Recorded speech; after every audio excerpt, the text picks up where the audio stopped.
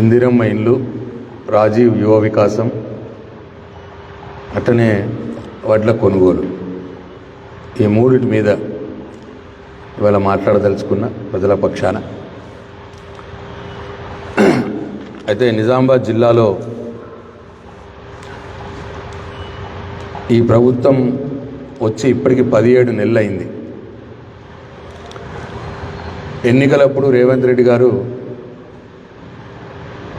మా ప్రభుత్వం రాగానే ప్రతి ఒక్క ఇల్లు లేని ప్రతి ఒక్కరికి కూడా ఇల్లు ఇస్తాం,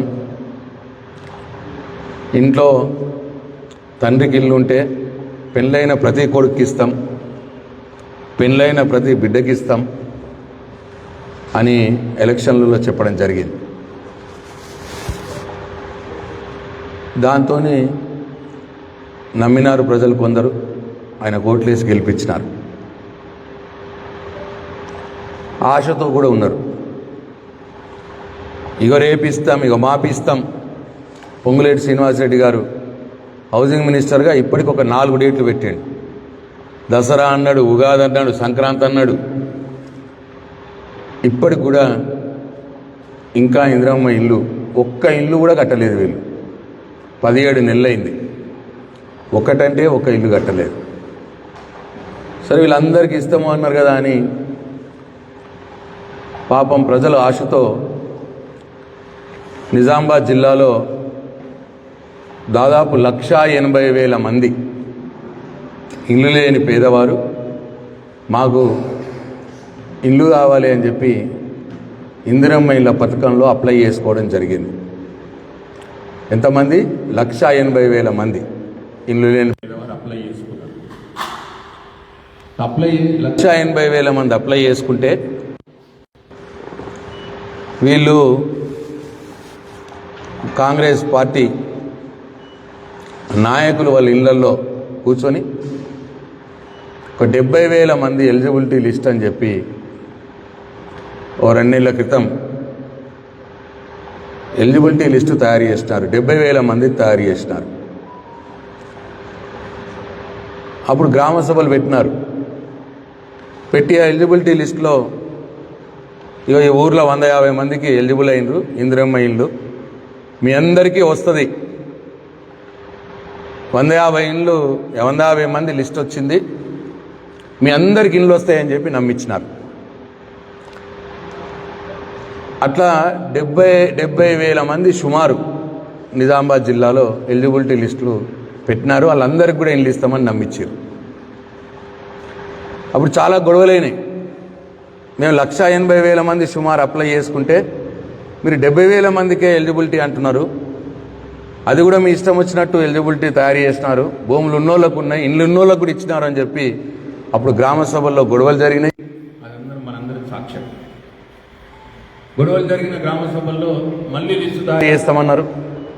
వెరిఫై చేసి మళ్ళీ ఏం లిస్టు తయారు చేయలేదు. అప్పుడు కాంగ్రెస్ పార్టీ నాయకులు ఎవరి పేర్లు అయితే చెప్పారో గా పేర్లతోటే ఎలిజిబిలిటీ లిస్టులు వచ్చినాయి. ఇప్పుడు మళ్ళా ఆ ఎలిజిబిలిటీ లిస్టులో ఉన్నవారిని ఉన్న దాంట్లో ఇంతమందికి శాంక్షన్ అని చెప్పి అంటున్నారు. ఇప్పుడు మళ్ళా అంటే ఒక ఊర్లో 100 మంది ఎలిజిబిలిటీ లిస్టులో వస్తే ఒక 20 మందో 30 మందికో ఇప్పుడు ఇల్లు శాంక్షన్ అయినాయి అని చెప్పి చెప్తా ఉన్నారు. అట్లా మొత్తం జిల్లాలో 70,000 మంది సుమారు ఎలిజిబుల్ ఉంటే 17,500 మందికి ఇప్పుడు శాంక్షన్ ఇస్తున్నాము అని చెప్తున్నారు.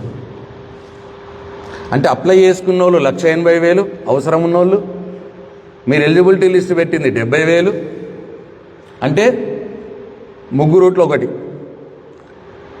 మళ్ళా ఎలిజిబిలిటీ లిస్టులో 5గురికి ఒక్కళ్ళకు ఎలిజిబిలిటీ లిస్టులో 70,000 మంది ఉంటే మీరు ఇస్తున్నది ఇప్పుడు 17,000 మందికి ఇస్తున్నారు. అంటే 4 రూట్లో ఒక్కళ్ళకే ఇస్తున్నారు. ఇస్తాము అని చెప్పారు.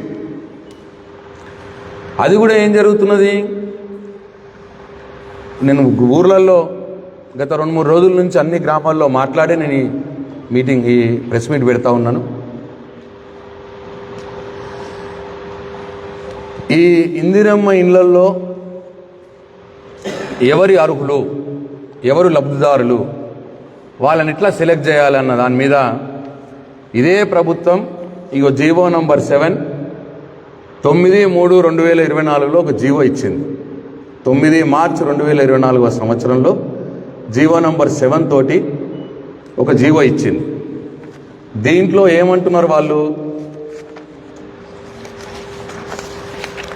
అప్లై చేసుకున్న దాంట్లో ఎవరైతే ఎలిజిబిలిటీ లిస్టులో రావాలనో, ఎవరైతే ఎలిజిబిలిటీ ఉన్నదో, ఇంద్రమ్మ పొందడానికి ఎవరైతే అర్హులు ఉన్నారో అర్హుల జాబితాను ఎట్లా తయారు చేయాలని చెప్పి జీవోలు ఉన్నదంటే, the eligible list of applications will be placed before the గ్రామ సభ ward Sabha for it's approval అని ఉన్నది.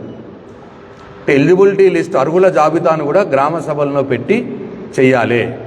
పోయినసారి గ్రామ సభలో పెట్టినారు కొన్ని దగ్గరలో, కానీ పెట్టిన దగ్గర గొడవలైన మళ్ళీ పెడతామని చెప్పినారు, మళ్ళీ పెట్టలేదు. గ్రామ సభలో ఎలిజిబిలిటీ లిస్టుని పెట్టలే, అయిపోయింది అది. అర్హుల జాబితా తర్వాత దాంట్లో కొంతమందికి ఇప్పుడు మేము శాంక్షన్ చేస్తున్నాము అంటున్నారు. ఇల్లు శాంక్షన్ చేయాలి. ఈ జీవో నంబర్ 7 ప్రకారం, ఈ ప్రభుత్వం ఇచ్చిన జీవోనే, దీని ప్రకారం ఇల్లు శాంక్షన్ ఎట్లా చేయాలంటే, the district collector will sanction houses to the eligible beneficiaries approved by గ్రామ సభ. జిల్లా కలెక్టర్ గారు లబ్ధిదారులు ఎంపిక చేస్తారు. గ్రామ సభల్లో గ్రామ సభ యొక్క అనుమతి పొందినటువంటి వారినే జిల్లా కలెక్టర్ గారు ఎంపిక చేయాలి అని జీవోలో ఉంది. అంటే ఒక గ్రామంలో 100 మంది ఎలిజిబిలిటీ లిస్ట్ ఉంటే ఆ 100 మంది ఎలిజిబిలిటీ లిస్ట్ గ్రామ సభలో పెట్టి, ఆ ఊర్లో ఒక 20 ఇండ్లు శాంక్షన్ వస్తే ఆ 100 మందిలో 20 ఇండ్లు ఎవరికి ఇవ్వాలి అన్నది గ్రామ సభలనే నిర్ణయం జరగాలి అని జీవోలో ఉన్నది. గ్రామ సభ ద్వారానే లబ్ధిదారుల ఎంపిక జరగాలని జీవోలో ఉన్నది. కానీ ఇప్పటి మట్టుకు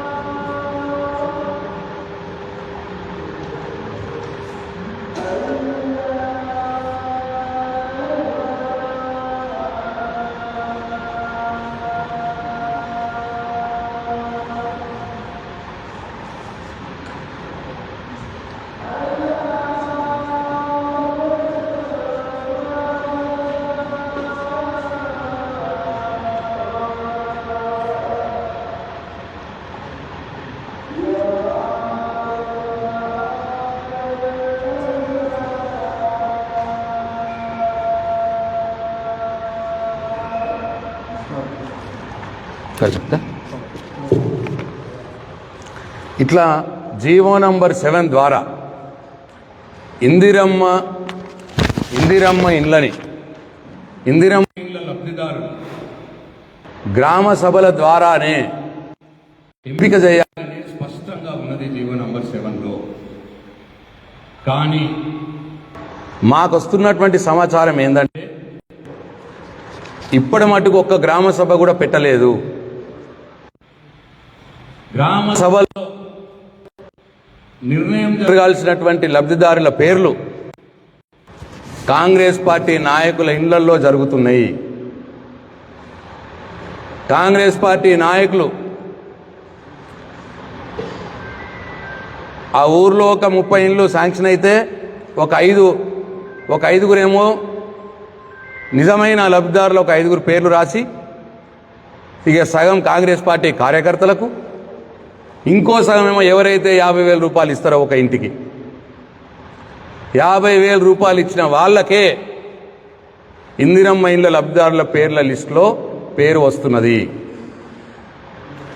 నేను మళ్ళీ ఇంకోసారి చెప్తా ఉన్నా, ఇందిరమ్మ ఇండ్ల లబ్ధిదారుల పేర్లు గ్రామ సభలో ఫైనల్ కావాల్సి ఉండగా గ్రామ సభలో ఫైనల్ కావాల్సినటువంటి లిస్టు కాంగ్రెస్ పార్టీ నాయకుల ఇళ్లల్లో ఫైనల్ అవుతున్నాయి. దీన్ని టీఆర్ఎస్ పార్టీ తీవ్రంగా వ్యతిరేకిస్తున్నది. ఎందుకంటే దొంగలు ఊరుమంచుకున్నట్టు ఎవడబ్బా సొమ్మిది కాంగ్రెస్ పార్టీ కార్యకర్తలకు ఎట్లా ఇస్తారు? 50,000 రూపాయలు ఇచ్చిన వాళ్ళకే ఇండ్లు ఇస్తామని చెప్పి ఇవాళ కాంగ్రెస్ పార్టీ నాయకులు కార్యకర్తలు గ్రామాల్లో డబ్బులు వసూలు చేస్తూ ఉన్నారు. ఎవరైతే డబ్బులు ఇస్తున్నారో వాళ్ళకే ఇండ్లు వస్తూ ఉన్నాయి. ఇండ్లు వస్తాయని చెప్తున్నారు.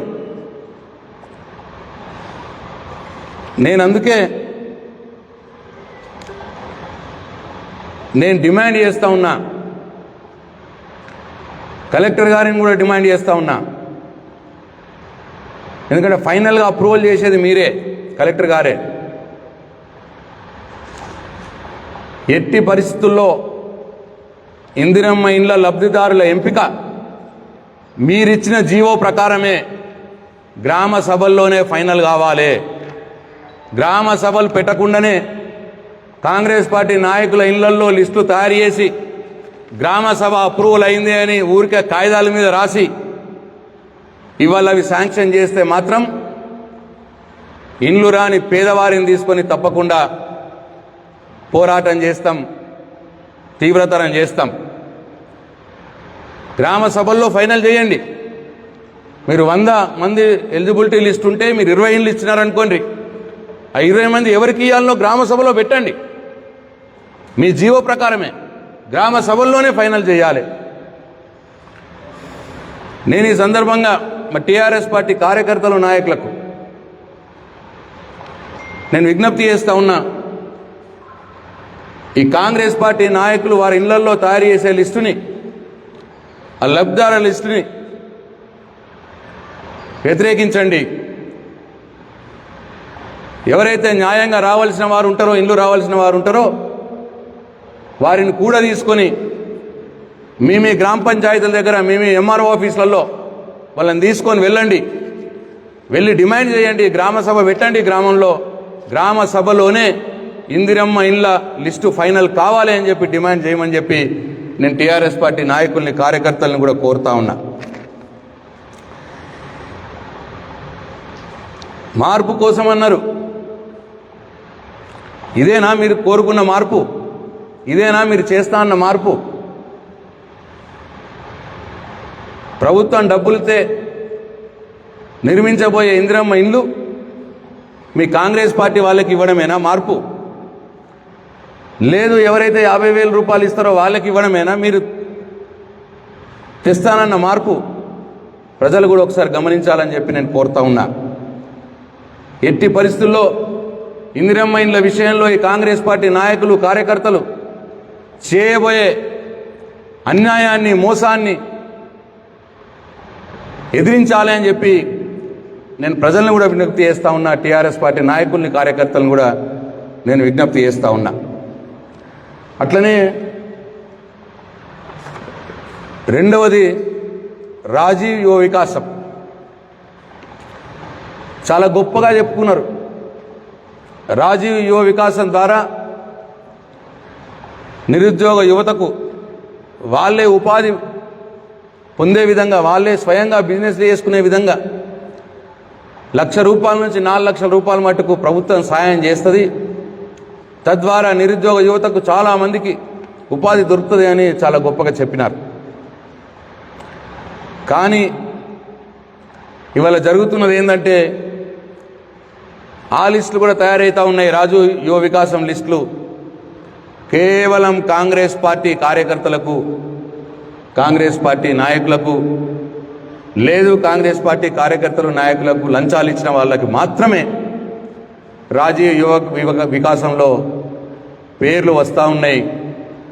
దాదాపు 6,500 కోట్ల రూపాయలు కాంగ్రెస్ పార్టీ నాయకుల కార్యకర్తల జేబుల్లోకి పోబోతున్నాయి. దానికోసం పక్కాగా ప్లాన్ చేసినారు. ఇవాళ లిస్టులు తయారు చేసుకుంటా ఉన్నారు అని చెప్పి నేను జిల్లా ప్రజలకు మనవి చేస్తూ ఉన్నా. రాష్ట్ర ప్రజానీకానికి కూడా నేను మనవి చేస్తూ ఉన్నా. కేవలం కాంగ్రెస్ పార్టీ కార్యకర్తల జేబులు నింపడం కోసమే ఇవాళ రాజీవ్ యువ వికాసం కార్యక్రమం తీసుకుంటున్నారు వీళ్ళు. ఎందుకంటే ఇవాళ రాష్ట్ర mineral development corporation chairman Anil గారు వారే స్వయంగా వారి మాటల్లో ఏమన్నారో మీరు ఒక్కసారి చూడండి. ఎక్కడ ఉంది అది? ఇప్పుడు రాజీవ్ యువ వికాసం ఉంది. రాజీవ్ యువ వికాసంలో 10 ఏళ్లుగా కష్టపడ్డ కార్యకర్తలకు ప్రాధాన్యత ఇవ్వండి. ఇవన్నీ ఎన్నో ఉన్నాయి. ఇవాళ ఇందిరా మిల్లు కావచ్చు, రేపు పనులు కావచ్చు, SDF కావచ్చు, ఈ నిధులన్నీ కూడా ప్రాధాన్యత మాత్రం 10 ఏళ్ళు పార్టీ కోసం కష్టపడ్డ కార్యకర్తలు ఇవ్వాలని. సౌండ్ పెట్టు మళ్ళీ ఒకసారి. దీంట్లో సౌండ్ ఉందా? దాంట్లో పెట్టు మళ్ళీ స్టార్ట్ చేయి. ఇప్పుడు రాజీవ్ యువ వికాసంలో 10 ఏళ్లుగా కష్టపడ్డ కార్యకర్తలకు ప్రాధాన్యత ఇవ్వండి. ఇవన్నీ ఎన్నో ఉన్నాయి. ఇవాళ ఇందిరా మిల్లు కావచ్చు, రేపు పనులు కావచ్చు, SDF కావచ్చు, ఈ నిధులన్నీ కూడా ప్రాధాన్యత మాత్రం 10 ఏళ్ళు పార్టీ కోసం కష్టపడ్డ కార్యకర్తలు ఇవ్వాలని. ఇది అనిల్ గారు స్పష్టంగా ఇవాళ చెప్తా ఉన్నాడు. రాజీవ్ యువ వికాసం కావచ్చు, ఇందిరమ్మ ఇల్లు కావచ్చు, పనులు కావచ్చు, SDF నిధులు కావచ్చు, అన్నీ కూడా కాంగ్రెస్ పార్టీ కార్యకర్తలకే ఇవ్వాలి అని స్పష్టంగా ఒక అధికారిక బాధ్యతలో ఉన్నటువంటి కార్పొరేషన్ చైర్మన్ ఇవాళ బహిరంగంగా చెప్తా ఉన్నాడంటే ఇవాళ కాంగ్రెస్ పార్టీ ఎంతకు దిగజారిందో రాష్ట్ర ప్రజలు ఆలోచన చేయాలని చెప్పి నేను కోరుతా ఉన్నా. 12,000 కోట్ల రూపాయలతో ఇందిరమ్మ ఇళ్ల స్కీమ్ తీసుకున్నారు. ఆ 12,000 కోట్ల రూపాయలు కాంగ్రెస్ పార్టీ నాయకుల కార్యకర్తల జేబుల్లోకి పోతా ఉన్నాయి. ఇండ్లన్నీ వాళ్ళకే పోతా ఉన్నాయి. ఏదో కొద్దిగా మంది చూడటానికి ఒక 5-6 ఇండ్లు ఆ ఊర్లో పేదవాళ్ళకి ఇచ్చి మిగతా అన్ని కాంగ్రెస్ పార్టీ నాయకులు కార్యకర్తలు దొబ్బేసే కార్యక్రమం పెట్టినారు. అట్లనే రాజీవ్ యువ వికాసంలో 6,500 కోట్ల రూపాయలు మొత్తంగా కాంగ్రెస్ పార్టీ కార్యకర్తల నాయకులకే ఇస్తుంటామని చెప్పి బహిరంగంగా చెప్తా ఉన్నాడు. మా కార్యకర్తలకే ఇస్తామని చెప్పి ఇవ్వాలా అని చెప్పి అంటున్నాడు. అంటే అత్త సొల్లు అల్లుడికి దానం చేసినట్టు ఎవడబ్బ సొమ్మని చెప్పి ఇవాళ మీ కాంగ్రెస్ పార్టీ కార్యకర్తల జేబులు నింపడానికి 6,500 కోట్లు రాజీవ్ యువ వికాసం మీరు ప్లాన్ చేస్తూ ఉన్నారని చెప్పి నేను ప్రశ్నిస్తూ ఉన్నా. మీ అబ్బ సొమ్మ ఇది. తెలంగాణ ప్రజలు ట్యాక్స్ కడుతున్నటువంటి డబ్బు ఇది. తెలంగాణ ప్రజల నుంచి వసూలు చేస్తున్నటువంటి డబ్బుని మీరు మీ కాంగ్రెస్ పార్టీ నాయకులు కార్యకర్తల జేబుల్లోకి మళ్లిస్తున్నారు అని చెప్పి అధికారికంగా ఇవాళ అనిల్ అనే ఒక నాయకుడు కార్పొరేషన్ చైర్మన్ ఇంత బహిరంగంగా చెప్తా ఉంటే మరి వాళ్ళ అధికారులు ఏం చేస్తున్నారు ప్రజలారా ఒకసారి గమనించండి అని చెప్పి నేను కోరుతా ఉన్నా. ఇది ప్రజల సొమ్మిది, కాంగ్రెస్ పార్టీ ఫండ్ కాదు ఇది. మీ కాంగ్రెస్ పార్టీ నిధులైతే మీ ఇష్టం, మీ కార్యకర్తలకు ఇచ్చుకోండి, ఎవరికి అభ్యంతరం లేదు. కానీ తెలంగాణ ప్రజల సొమ్ముని కాంగ్రెస్ పార్టీ నాయకులకు కార్యకర్తలకు 6,500 కోట్లని మీరు పంచిపెడతాము అంటే తప్పకుండా ప్రతిఘటిస్తాం. మా పార్టీ కార్యకర్తల నాయకులకు కూడా నేను విజ్ఞప్తి చేస్తా ఉన్నా, ఈ రాజీవ్ యువ వికాసం లబ్ధిదారుల లిస్టు కూడా ఏ ఊరికి ఆ ఊరిలో గ్రామ సభలు పెట్టి మరీ గ్రామ సభల్లోనే ఫైనల్ చేయాలని చెప్పి మేము డిమాండ్ చేస్తూ ఉన్నాం. ఇందిరమ్మ ఇండ్లకు గ్రామ సభల్లోనే ఫైనల్ చేస్తామని చెప్పి మీరే జీవో ఇచ్చినారు, కానీ దొంగతనంగా రాసుకుంటున్నారు. గ్రామ సభలు పెట్టకున్నా పెట్టినము అని చెప్పి మీ కాంగ్రెస్ పార్టీ కార్యకర్తల నాయకుల ఇళ్లల్లో లిస్టులు ఫైనల్ చేసి మరి కలెక్టర్కి పంపించినారు గ్రామ సభలు పెట్టినామని. నేను అధికారులకు కూడా హెచ్చరిస్తా ఉన్నా, క్షేత్రస్థాయిలో మండల ఎంపీడీఓలకు గ్రామ పంచాయతీ సెక్రటరీలకు కూడా హెచ్చరిస్తా ఉన్నా, మీరు గ్రామ సభలు పెట్టకుండానే గ్రామ సభలు పెట్టినము అని చెప్పి మీరు తప్పుడు రాసి కలెక్టర్ గారికి పంపిస్తే మీ మీద చట్టరీత్యా చర్యలు తీసుకుంటాం, మిమ్మల్ని కోర్టుకు లాగుతాము అని చెప్పి నేను ఎంపీడీఓలకు పంచాయతీ సెక్రటరీలకు కూడా నేను హెచ్చరిస్తా ఉన్నా. మీ అబ్బ సొమ్ము కాదు ఇది. కాంగ్రెస్ పార్టీ నాయకులు కార్యకర్తలు ఎవరి పేర్లు చెప్తే వాళ్ళ పేర్లు మీరు రాసి పంచిపెట్టడానికి ఎంపీడీఓల సొమ్ము కాదు, పంచాయత్ సెక్రటరీల సొమ్ము కాదు, కాంగ్రెస్ పార్టీ నాయకుల కార్యకర్తల సొమ్ములు కావవి. తెలంగాణ ప్రజల సొమ్ము అది. కాంగ్రెస్ పార్టీ ఫండ్ కాదు ఇది, తెలంగాణ ప్రజల సొమ్మిది. తప్పకుండా అర్హులైన పేదవారికే చెందాలి. అర్హులైన పేదవారి లిస్టులు వాళ్ళ పేర్లు గ్రామ సభల్లోనే ఫైనల్ కావాలి, గ్రామ సభలు పెట్టి తీరాలి అని చెప్పి నేను మరొకసారి డిమాండ్ చేస్తా ఉన్నా. కలెక్టర్ గారిని డిమాండ్ చేస్తా ఉన్నా, ఈ రాష్ట్ర ప్రభుత్వాన్ని కూడా నేను డిమాండ్ చేస్తా ఉన్నా. దొంగతనంగా గ్రామ సభలు పెట్టినము అని తప్పుడు రాతలు రాసి ఎవరైతే కలెక్టర్ గారికి లిస్టు పంపిస్తారో అధికారుల మీద కూడా చట్టరీత్యా చర్యలు ఉంటాయి. కోర్టుకు కూడా వెళ్తాం, వాళ్ళందరూ కూడా కోర్టు మెట్లు ఎక్కవలసి వస్తుంది ఎంపీడీఓలు గ్రామ పంచాయతీ సెక్రటరీలు అని చెప్పి నేను హెచ్చరిస్తా ఉన్నా. అట్లనే మూడవది వడ్ల కొనుగోలు. ఇవాళ జిల్లాలో ఇటు రాష్ట్రంలో వడ్ల కొనుగోలు చాలా మందకొడిగా సాగుతూ ఉన్నది. లారీలు అన్లోడ్ అవుతలేవు రైస్ మిల్లర్ల దగ్గర నుంచి. ముఖ్యంగా సన్నవడ్లు రైస్ మిల్లర్లు తీసుకోవట్లేదు, కావాల్సుకుని డిలే చేస్తూ ఉన్నారు, ఎక్కువ రోజులు ఆపి తరుగు తీస్తూ ఉన్నారు. ఇటువంటి అన్ని సమస్యలు కూడా వస్తూ ఉన్నాయి. ఎందుకంటే నిజామాబాద్ జిల్లాలో ఉదాహరణకు తీసుకుంటే 14 లక్షల మెట్రిక్ టన్నుల వరి పండింది. ఒక 10 లక్షల మెట్రిక్ టన్నులు కొనుగోలు సెంటర్లకు వస్తుందని అంచనా.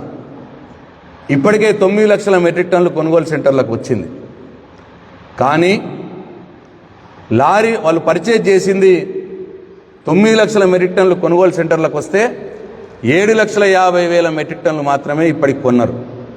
అంటే ఇంకా 1,50,000 మెట్రిక్ టన్నులు కళ్ళాల్లోనే ఉన్నది, కొనుగోలు సెంటర్లో ఉన్నాయి, జోక్తలేరు. ఇంకా వర్షాలు పడతా ఉన్నాయి, వడ్లు తడుస్తూ ఉన్నాయి, పాడైపోతాయని చెడిపోతాయన్న భయం రైతుకుంది.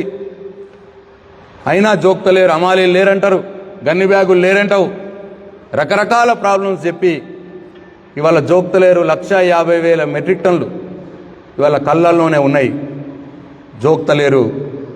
జోకిన 7,50,000 మెట్రిక్ టన్నులలో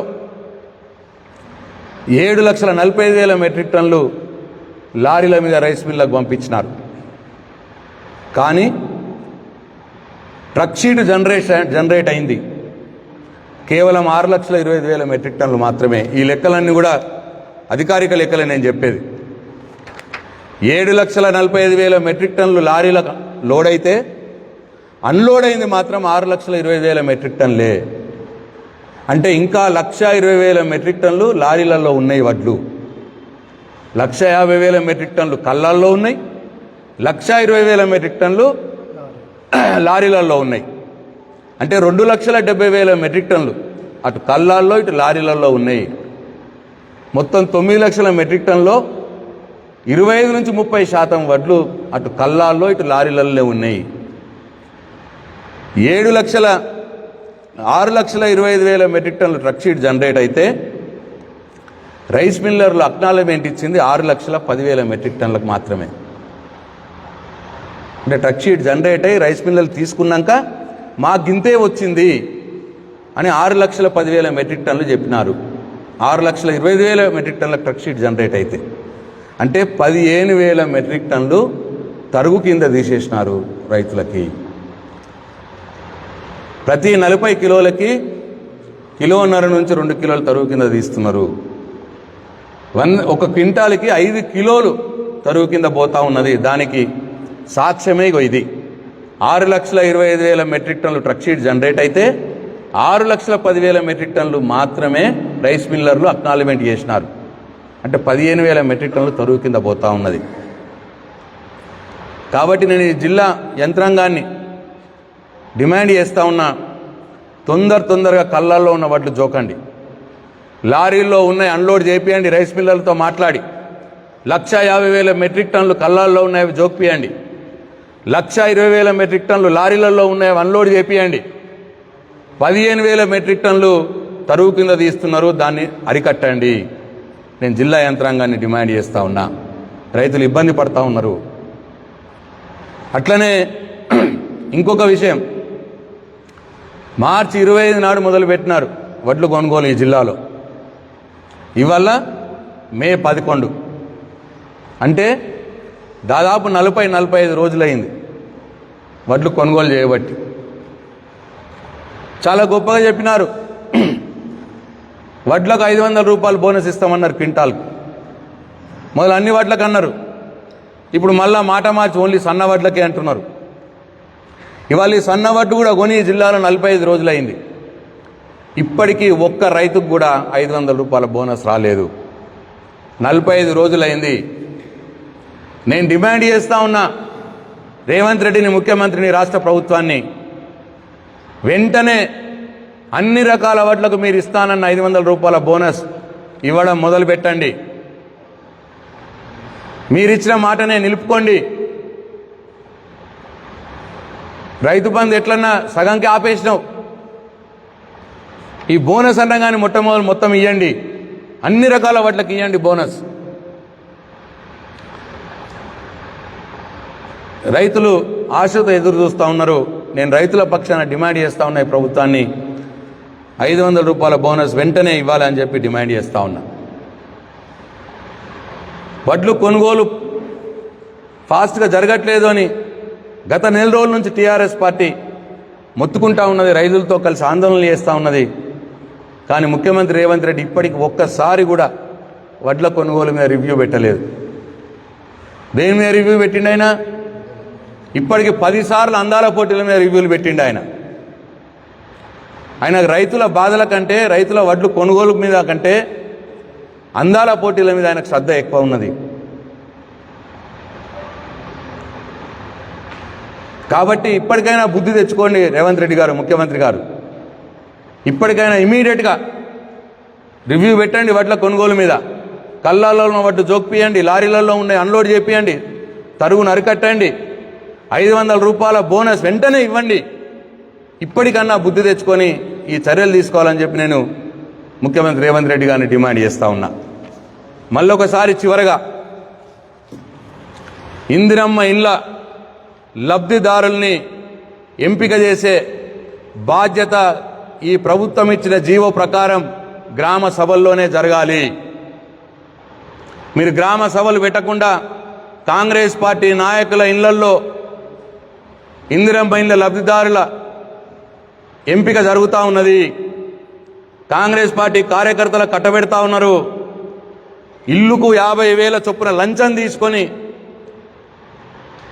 ఇవాళ ఇండ్లు అమ్ముకుంటున్నారు. కాబట్టి నేను ఈ ప్రభుత్వాన్ని డిమాండ్ చేస్తూ ఉన్నా, ముఖ్యమంత్రిని డిమాండ్ చేస్తూ ఉన్నా, గ్రామ సభలు నిర్వహించండి, గ్రామ సభల్లోనే ఇందిరమ్మ ఇండ్ల లబ్ధిదారులని ఎంపిక చేయండి అని చెప్పి నేను డిమాండ్ చేస్తూ ఉన్నా. రెండవది, రాజీవ్ యువ వికాసంలో ఆ లబ్ధిదారులను కూడా కాంగ్రెస్ పార్టీ నాయకులు, కార్యకర్తలే ఫైనల్ చేస్తూ ఉన్నారు. మొత్తం 6,500 కోట్ల రూపాయలు మీరు రాజీవ్ యువ వికాసం పేరు మీద ఏదైతే మీరు ఇస్తామని చెప్పినారో నిరుద్యోగ యువతకు నిజమైన అర్హులైనటువంటి యువతకు ఇవ్వకుండా మీరు మీ కాంగ్రెస్ పార్టీ కార్యకర్తల జేబుల్లోకి, నాయకుల జేబుల్లోకి 6,500 కోట్ల రూపాయలని మీరు మలిపే ప్రయత్నం చేస్తూ ఉన్నారు. కాబట్టి నేను డిమాండ్ చేస్తూ ఉన్నా, రాజీవ్ యువ వికాస లబ్ధిదారుల్ని కూడా గ్రామ సభల్లోనే ఫైనల్ చేయాలి. ఏ ఊరికి ఆ ఊరు గ్రామ సభలు పెట్టి ఆ ఊర్లో ఉన్నటువంటి యువకులందరినీ పిలిచి, ఆ ఊర్లో ఎవరైతే అప్లై చేసుకున్నారో యువకులు, ఆ యువకులందరినీ పిలిచి ఆ గ్రామ సభలో ఆ మొత్తం పేర్లు బయటపెట్టి, లిస్టు బయటపెట్టి ఫైనల్ చేయాలని చెప్పి నేను డిమాండ్ చేస్తూ ఉన్నా. ఈ 2 ఇందిరమ్మ ఇండ్లు, రాజీవ్ వికాస్ పథకం, ఈ 2 పథకాల ద్వారా ప్రభుత్వ డబ్బుని మీ కాంగ్రెస్ పార్టీ నాయకులు, కార్యకర్తల జేబుల్లోకి మళ్లించాలని చూస్తూ ఉన్నారు. ఇది మీ కాంగ్రెస్ పార్టీ ఫండ్ కాదు, తెలంగాణ ప్రజల సొమ్మిది.